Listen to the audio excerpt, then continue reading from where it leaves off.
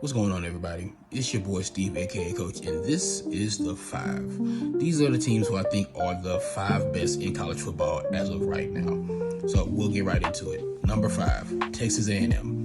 Look, Texas A&M fans are going to hear a lot about Mike Elko leaving, possibly for greener pastures. There are no greener pastures. College Station is the green pasture. Absolutely talent all over the field with this team.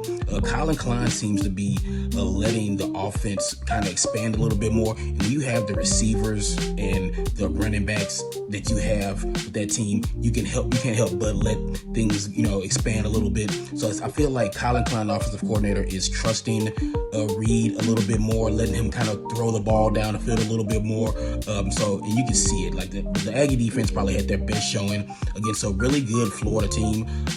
So we'll see. The Aggies come in at number 5. Number 4, Bama. They shut down one of the best running backs in the country, Ahmad Hardy, on the road in a hostile environment against a Bama team that I was leery of.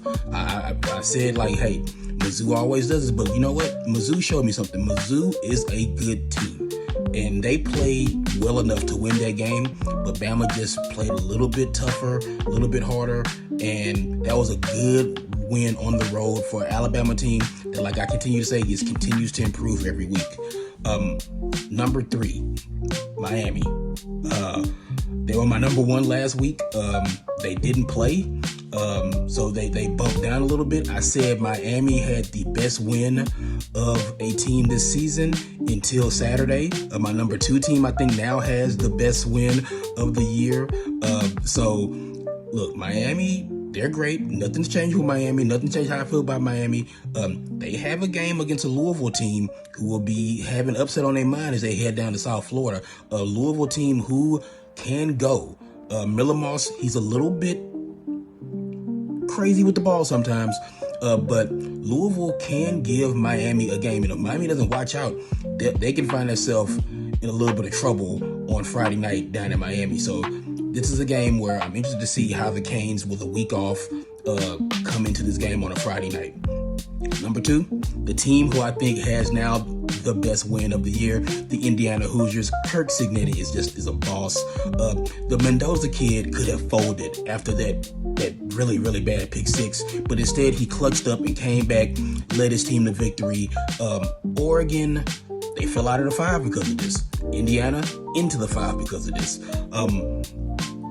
Like I said Miami had the best win of the season when they beat Florida State. I think now Indiana has the best win of the season going out to Austin, which is a tough place to play, where Oregon just doesn't lose a whole lot of games in Austin, and Indiana just punched them in the beak, so to speak. So it's just a fantastic win for the Hoosiers. I love what Cignetti has done already. He has totally changed the narrative on Indiana football. And again, we'll see what happens big picture, but as of right now, I have Indiana, my number 2 team in the country. And number 1, the Buckeyes are back on top.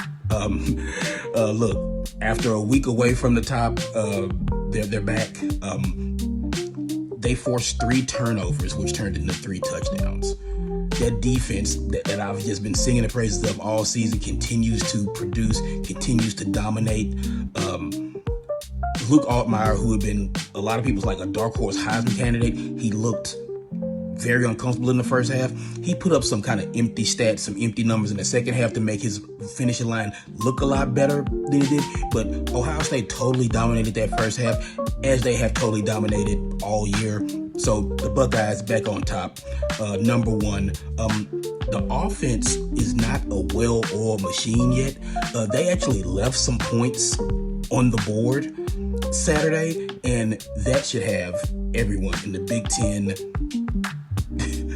very scared, because this is a team that is still a work in progress, and they're undefeated, number 1 in the country, and they're still trying to find their footing on offense. So that's my 5 for this week. Now notice, I want to say this, it's the 5, not the 6, the 7, or 8, but I do want to shout out Oregon, who I would have number 6, Texas Tech, who I would have number 7. But it was just very close. A lot of good teams, a lot of teams are worthies, but hey, it's only the 5. See you guys next week.